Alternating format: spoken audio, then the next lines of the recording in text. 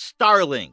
The name sounds like it came straight out of a Hollywood sci-fi movie. It is the brainchild of tech juggernaut Elon Musk. In the coming few years, Musk is hoping to send 42,000 satellites to space, which would amount to 15 times more than the operational satellites in orbit today. It could be all that stands between a fragmented world and us living in virtually and typically different realities. But why is Starlink doing this, and how do they plan to make it work? Starlink is an expansive constellation from Elon Musk and SpaceX, hoping to bring the world high-speed, low-latency internet, guaranteeing no more buffering and virtually instantaneous internet access across the globe. In this video, we will be showing you how Elon Musk's Starlink will revolutionize the global internet market, particularly in rural areas that have been historically underserved. But quickly, before we begin, please subscribe to the channel if you already haven't and press the bell icon for notifications. When you think of Elon Musk, chances are you think of electric cars, space exploration, Mars colonization, and connecting cities with underground tunnels. Maybe you know him as one of the wealthiest people on the planet, but what most people are less familiar with is a venture called Starlink that aims to sell the internet to almost anyone on the planet by launching and growing the network of private satellites orbiting overhead. One of the many futuristic dreams of Elon Musk is to create incredibly fast internet around the world. In 2020, the federal government sanctioned Musk's spaceflight company, SpaceX, with over $880 million to launch Starlink with the purpose of creating more reliable and faster internet service options for rural households. Since its launch in October 2015, Starlink has reached over 10,000 global users and expanded pre-orders to even more potential customers worldwide. Depending on regulatory approval, SpaceX says that it hopes Starlink will reach global serviceability by the fall of 2021.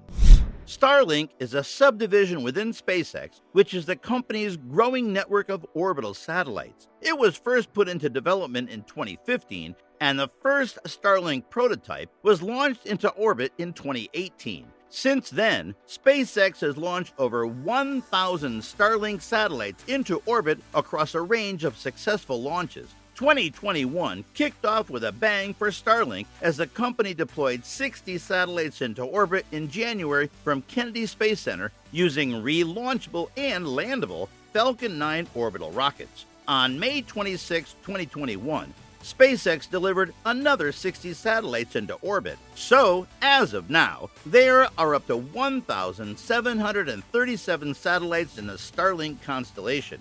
Nevertheless, some of these satellites are non-operational units or prototypes that are non-functional parts of the constellation. The goal is to have 42,000 satellites in orbit by 2027, creating a high-speed broadband system that encompasses the entire Earth, providing internet to people currently without connection. Similar to existing satellite internet providers like Viasat and HughesNet, Starlink aims to sell internet access, especially to people living in rural areas and those corners of the world that don't already have access to high-speed broadband. Starlink bridges the gap between geographical and demographic factors, providing internet access in areas where connectivity has typically been a challenge.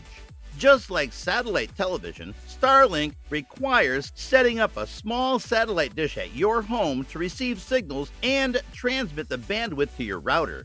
Starlink has developed a Starlink app for iOS and Android that uses AR, augmented reality, technology to help users pick the ideal positions and locations for the receivers. At the moment, Starlink's satellite internet services are only available in select regions in the United States, Canada, and the United Kingdom, and are currently serving more than 10,000 customers. The coverage map is continuously growing as more Starlink satellites are added to the constellation. Essentially, Starlink aims to blanket the entire Earth in high-speed, robust, and usable Wi-Fi signal. If you are thinking, why is there a sudden need for companies like Starlink? You are not the only one with the same thought. People are wondering, Why go to extreme lengths and spend billions of dollars on creating and launching satellites when you can just use fiber optics to get a remote village in India connected, for example? The answer lies in the work and resources to set up that endeavor. Although the internet delivered through underground optical fiber offers high-speed connectivity, setting up the infrastructure to the fiber optic cables to people's homes is a challenging and slow process, which is often riddled with bureaucracy. Compared to this, it is virtually easier to send a satellite into space. However, just like satellite television, bad weather conditions can compromise internet connectivity.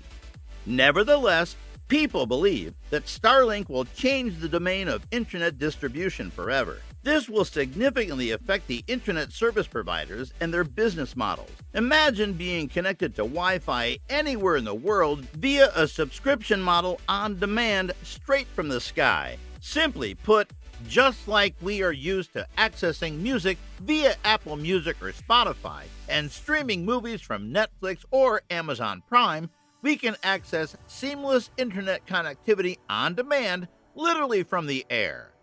The Earth has a staggering population of 7.9 billion people, and what's shocking is that in this digital age, 3.7 billion in the world doesn't have regular access to the internet. Our research suggests those without internet access is disproportionately non-English speaking and low-income regions of the world. Data indicates that despite the lack of access, there is an existing desire for connectivity. The recent surge in mobile broadband use is proof of a significant increase in connectivity needs. Here is a list of top 10 countries with most internet users. If you take a close look at the table, you will notice that except for a few developed countries, the rest of the list are developing nations. You can get an idea of how quickly these countries are accepting the digital change, opening new doors of opportunities in terms of skills, knowledge, education, employment, and overall development. January 1st, 1983 is considered the official birthday of the Internet. However, the Internet was started way earlier in the 1960s as a way for government researchers to share information. Today, looking at the numbers, no one would have imagined that it would have a global reach with billions of people using it in their everyday lives. So, what does it mean to a person like you who already has internet access? As Starlink continues to launch satellites into orbit, making the internet possible for nearly 4 billion people, you can expect the basic makeup of connectivity to change. This includes the cultural and linguistic norms of digital communities. This is how we believe it might happen. For starters, the language composition of the internet will change completely. According to the statistics of the top 10 languages used over the web, the English language barely beats Chinese for the #1 spot. As of 2020, America's domestic internet penetration rate is 75% compared to the Chinese rate of 60%. Although the numbers may not seem too similar, remember that China is the world's most populated country with just over 1.5 billion people. Compared to this, the US has only 330 million people. The point is that if more Chinese come online, there is a possibility that the top language used on the web may shift to Chinese. This creates an interesting paradigm shift in the dominating language of the internet. Secondly, we believe that the digital culture will change. Irrespective of what the dominant language of the web is, there are indications that a cultural shift will take place. With the global population coming online, people are joining global communities from developing regions and countries. This will considerably bring totally different worldviews. Now, we are still unsure about how their mobile-first use of the web will influence technology preferences and internet traffic in the future. A study from Ahrefs states the following companies are the 5 most popular websites by traffic across the World Wide Web. Number 1, YouTube. Number 2, Facebook. Number 3, Wikipedia. Number 4, Twitter. Number 5, Amazon. For example, 300 hours of video are uploaded to YouTube every minute, and the platform gets over 2 billion visits per month. These platforms are incredibly mobile-friendly and offer convenience and utility to just about anyone.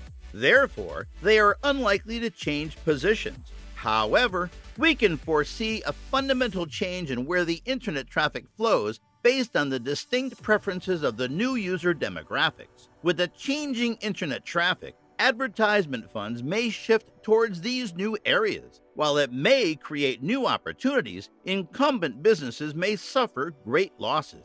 Lastly, new business opportunities will arise.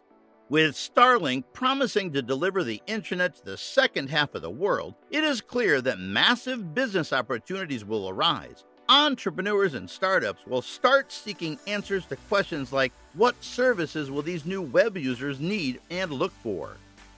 There is a clear deficit in IT skills in low-access regions. With the internet on demand, we can expect to see growth in individuals as upskilling will become a lot easier. Globalized versions of Udemy.com, Coursera, and Khan Academy, for example, will make their mark among these populations. These programs and learning platforms will focus more on core business skills such as file transfers, communications, and other basic competencies. And most importantly, they will be mobile-friendly. Apart from learning opportunities, the connection of global populations will present lucrative labor investment opportunities. Low-income regions will gain internet access, making it easy for them to become skilled in information technology. As a result, they will change the global labor wage dynamics. On the other hand, businesses and organizations in developed countries will access affordable and skilled digital labor from these regions. Nevertheless, workers from developed regions may experience wage disruption.